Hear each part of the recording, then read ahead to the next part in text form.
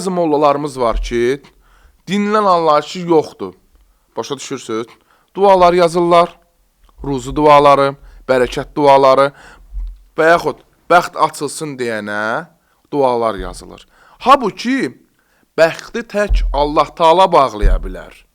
Bəxti heç kim bağlaya bilməz. Bəli, insanın ailəsi dağılsın deyənə, insanı özünə bağlasın deyənə bağlılıq işləri var. Ancaq kiminsə bəxtin bağlamağa heç bir insanın hünəri yoxdur. Bəli, bir insanı cadu ilə qismətin bağlaya bilər. Maneələr çıxartmaq. Bəli, biz dəfələrlə inanmayan şəxslərin qapılarından o qədər cadu çıxarmışam mən. O qədər dualar gətiriblər, demişəm ki, mənə inanmırsan, bu dua sənə düşmür.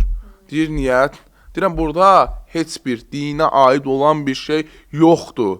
Sənin bugünkü gündə bəxtin açılsın deyənə burada yazılmayıb. Bu sənə yazılıb ki, ağzına gələnə də deyir, yox, ola bilməz. Demişəm ki, onda Google-də proqram var da, hər bir şey bugünkü gündə baxmaq olur orada.